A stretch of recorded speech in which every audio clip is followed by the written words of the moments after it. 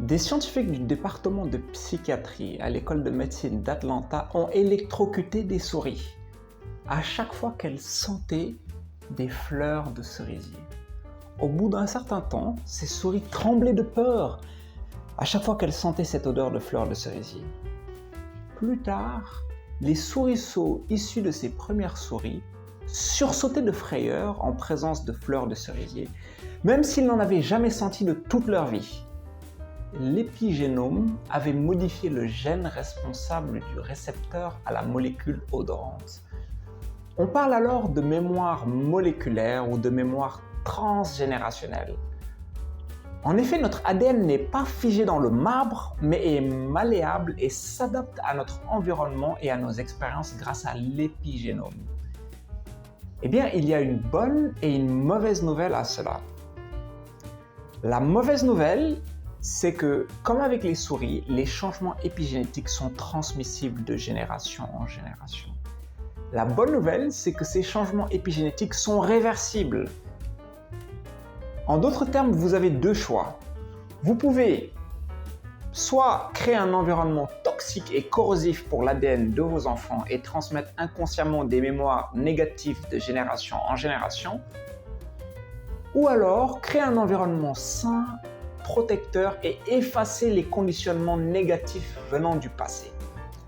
Dans la suite de cette vidéo, je vous explique simplement comment l'environnement peut influencer notre ADN.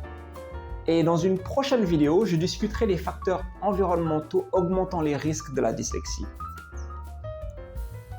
Bonjour, moi c'est JM, je suis doctorant en intelligence artificielle et je travaille sur un outil inclusif d'apprentissage de la lecture et l'écriture pour les jeunes enfants. Un jour, je donnais un cours de vacances à une élève de 6 ans, mais je n'arrivais pas à la faire lire. Et c'est plus tard que j'ai découvert les symptômes de la dyslexie. Je connaissais très peu ce que c'était. Et depuis lors, je suis très curieux de comprendre les origines de ce trouble de l'acquisition de la lecture. Sur cette chaîne, je partage avec vous mes recherches sur la dyslexie en proposant un angle basé sur la prévention. Donc si ma thématique vous intéresse, abonnez-vous. L'ADN, notre bibliothèque intérieure. Pour bien comprendre comment votre environnement peut influencer vos gènes, je vais d'abord commencer par vous rappeler un peu ce que c'est l'ADN.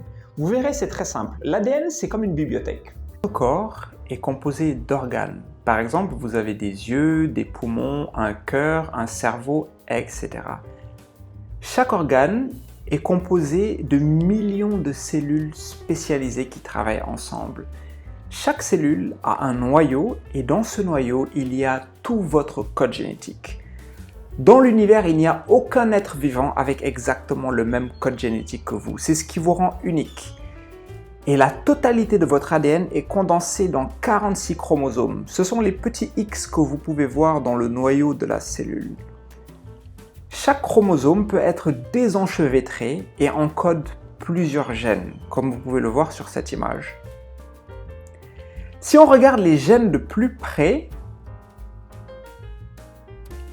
on peut reconnaître la double hélice de l'ADN, composée de bases ATCG, avec A pour adénine, T comme thymine, C pour cytosine et G pour guanine.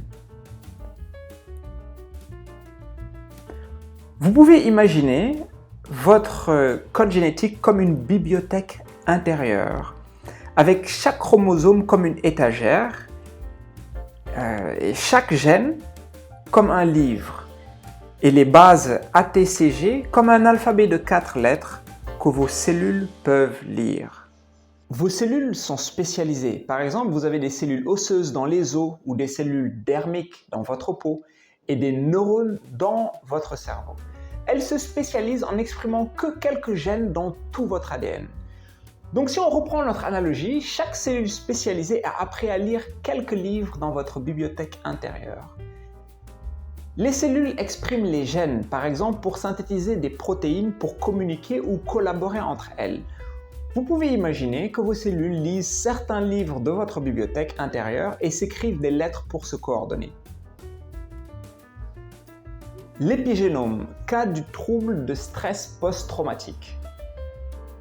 Le mot épigénome est composé de épi et génome. Épi signifie au-dessus. Donc l'épigénome est une partie de votre ADN qui va moduler l'expression de vos gènes en fonction de votre expérience ou de votre environnement. Vous pouvez imaginer un bouton de volume qui va augmenter ou diminuer le contraste de certaines lettres dans les livres de votre bibliothèque intérieure à mesure que vous expérimentez le monde.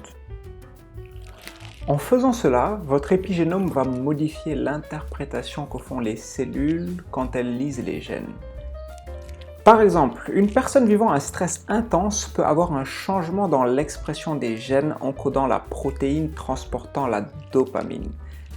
Vous savez, l'hormone du bonheur, celle qui est relâchée dans votre cerveau quand vous mangez du chocolat ou que vous faites du sport. Ce stress intense peut entraîner un trouble de stress post-traumatique. On va illustrer cela avec un exemple. Imaginez que Tom, un jeune enfant, se balade un jour dans un parc. Il profite du chant des oiseaux et du calme dans le parc. Soudainement, il voit un gros chien noir avec une énorme mâchoire qui se met à aboyer et à grogner. Wow, wow, wow! Et Tom, en voyant l'agressivité du chien, prend peur et se met à fuir.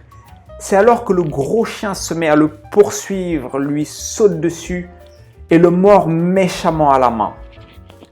Tom perd beaucoup de sang, il perd connaissance et finit aux urgences.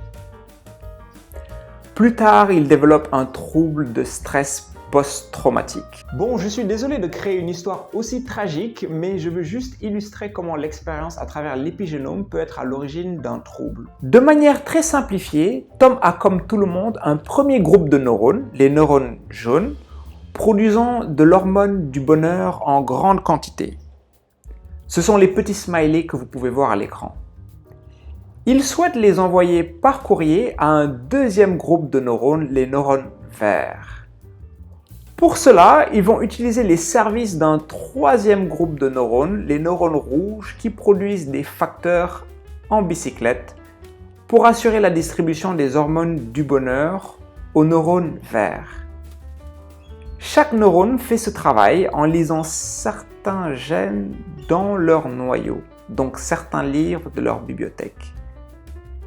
Mais quand Tom se fait mordre, l'expérience de stress est tellement violente, tellement intense et tellement puissante qu'elle entraîne un changement épigénétique.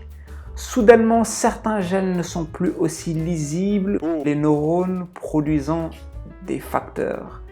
Alors ils se mettent à en produire en toute petite quantité. Conséquence, la dopamine ne circule plus et Tom devient plus anxieux. Il a maintenant peur de se promener tout seul dans le parc et fait souvent des cauchemars de chiens méchants. Bon, ce que je viens de décrire est très simplifié et on ne peut pas toujours comprendre précisément comment l'épigénome influe sur une condition. Je ne dis pas non plus que les enfants de Tom seront traumatisés par les chiens. Le but de cette vidéo était d'éveiller votre attention au sujet des mémoires transgénérationnelles et de l'importance de l'environnement sur votre personnalité. Dans une prochaine vidéo, je vais discuter des facteurs environnementaux ayant un impact épigénétique négatif pendant les périodes pré- et postnatales. Voilà, ça sera tout pour aujourd'hui. Je ne publie pas de vidéos régulièrement. En fait, je suis en pleine rédaction de ma thèse et donc j'ai peu de temps pour me concentrer sur la chaîne. Donc si vous êtes intéressé par ma thématique et vous ne voulez pas rater les prochaines vidéos, je vous encourage à vous abonner. Ça sera tout pour aujourd'hui. Allez, je vous souhaite une excellente journée et une excellente soirée. À très bientôt, bye!